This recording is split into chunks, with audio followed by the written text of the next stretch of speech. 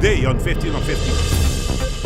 Find out how Aruba will celebrate World Tourism Day. Plus, this sweet treat will never melt. And meet the local designer that made waves at Amsterdam Fashion Week.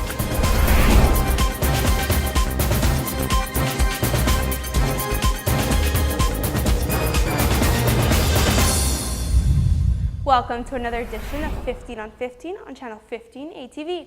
I hope everyone had a great start to their week, and let's start off the show with the latest local news topics. As we're going into September, we'll be celebrating World Tourism Day on the 27th of the month.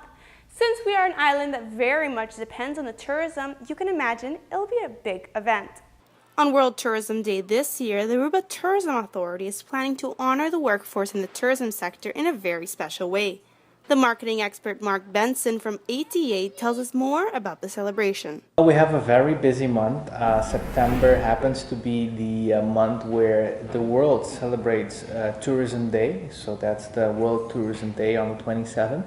So we'll be having different sessions for everyone who is involved in the tourism sector to stop a minute and realize what it really means for Aruba, and also show appreciation for including our staff at the Tourism Authority, but also everyone who works in this sector with different seminars that we will be having. In other tourism-related news, the director of the Aruba Hotel and Tourism Association, Jim Heppel, met earlier this week with the President of Parliament and the Prime Minister to discuss the effects of the protests last week. Mr. Heppel is concerned that an event like this could negatively influence the island's economy. As a director of the Aruba Hotel and Tourism Association, Jim Heppel expressed his concerns on last week's political demonstration. He hopes the event will not affect the island's international image. Our primary concern, obviously, is what happened last week is extremely unfortunate, and it's obviously a small minority of individuals, politically motivated individuals. And that's speaking on behalf of a tourism community. I mean, 90% of Aruba's economy depends on tourism, and clearly that can only succeed if we have a very positive perception overseas, because people are not going to come to a destination where they feel unsafe.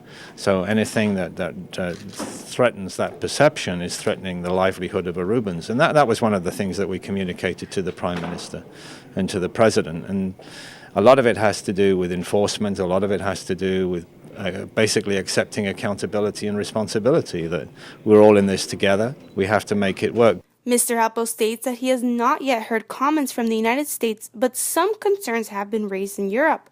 He also mentions that a big potential investor visited the island to book a large venue and was shocked by the commotion. Mr. Heppel then made it clear that this sort of event rarely happens and that Aruba is indeed very safe for visitors. Aruba is very special. It's very different from many countries. It depends upon inviting people to Aruba from overseas to spend money here. There really isn't much else in Aruba that generates income. And so consequently, you have to be very careful about the perception that you have overseas, because it threatens, if anything damages that, it threatens the livelihood of the residents and people of Aruba. In other news, the Dutch airline Arkefly has banned flights from the Dutch city Eindhoven to either Aruba or Curaçao due to drug-related issues. Due to major drug-related issues, the holiday company Arke has been banned from offering trips to Aruba and Curaçao via Eindhoven Airport. The Eindhoven Airport does not have the proper facilities to inspect all passengers and their luggage, which would increase the risk of drug smuggling. Updating the facility to check every passenger could cost tens of millions of euros. Passengers flying into Amsterdam Airport currently undergo major body checks to ensure they are not smuggling cocaine. Arke had already planned to fly twice a week to Eindhoven, and passengers that have already booked the flight are very disappointed. Moving on, the ATEC conference, which centered itself on the importance of technology for startups, has now come to an end, and it was a big success.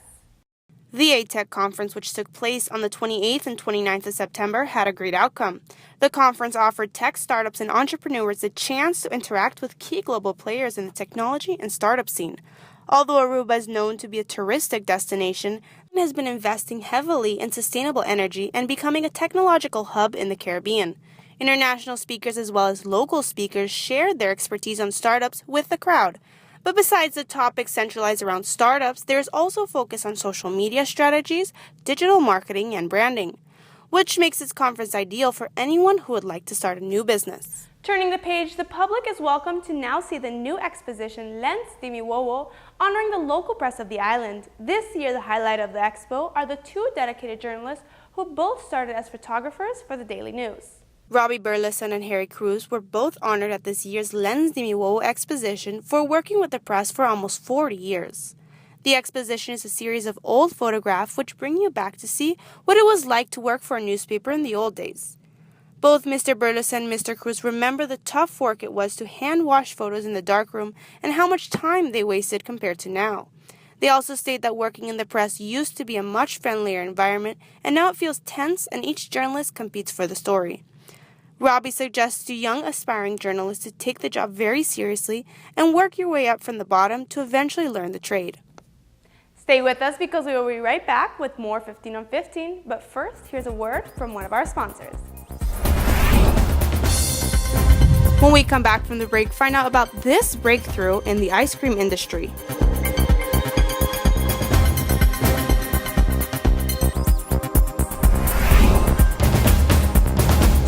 Welcome back from the break. As a girl with a sweet tooth and a weakness for chocolate, if you have sugary cravings, this new development in the ice cream industry should catch your eye. Experts believe they have developed a recipe for ice cream that does not melt in the sun. It is based on a natural protein that binds together the air, fat, and water in ice cream, which makes it more resistant to melting. More good news, this new ingredient could also allow products to be manufactured with lower levels of saturated fat and fewer calories. This product could be hitting the shelves in 3 short years.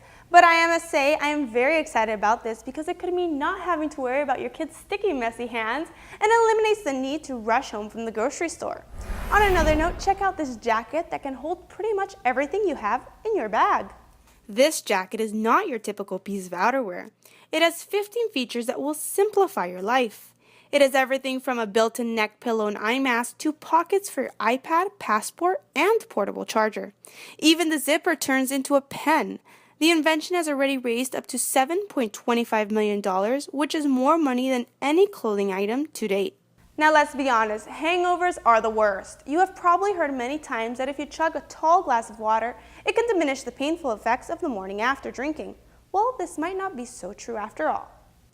A new study by Dutch and Canadian scientists suggests that there is no way to actually prevent a hangover once you already drank too much.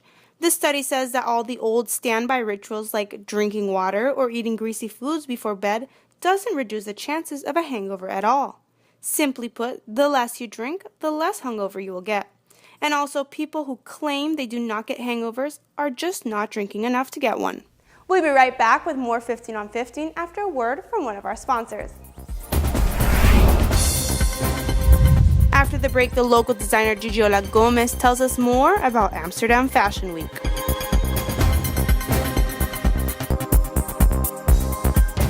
Welcome back from the break. We must admit the island of Aruba has a lot to be inspired by.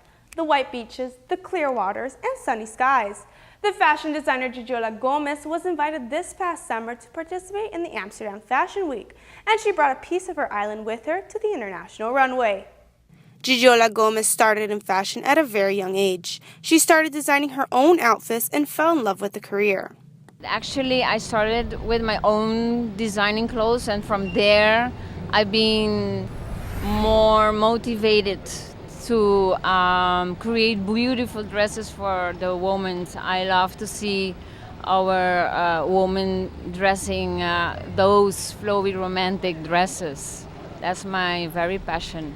Gigiola designs are very versatile. She enjoys dressing the everyday young professional woman, but that can also wear flowy casual garments and high fashion gala dresses. When she was invited to participate in the Mercedes-Benz Fashion Week, she was more than honored. It was a very special for me when they sent me a message to these. They was looking for a Caribbean section and they chose me through the Caribbean designers. We were 5 actually. We are from Trinidad, Tobago, Haiti, Puerto Rican was also different other ones. and we participate in the Mercedes-Benz Fashion Week, the Port of Caribbean. She was able to bring Aruba forward in her designs, and the feedback was very rewarding. Yeah, actually, that was the idea, because when you're going so far or crossing the broad, you wanna bring a touch from your own island, and that's the way that I inspire my island about my ocean, my sun, and to bring that over those color palettes, and I color it myself, the fabrics, and I put that special flower that I put the orchid flower. Much like many talented figures on the island, Gijola was inspired by the Aruban sun, sand, and beaches, but always preserving her personal style by adding a unique flower to the collection. My design that I went to the Europe was very elegant, flowy couture. That's the way that our Aruban Caribbean women like to wear, to blow, the air, and the flowy dresses. I combine it in a haute couture and that flowy concept. What a great achievement for the fashion scene of the island. Thank you so much for watching. These were your local news updates and trending lifestyle topics. Be sure to tune back in tomorrow at 7:15 p.m. on channel 15 ATV for more 15 on 15. See you then.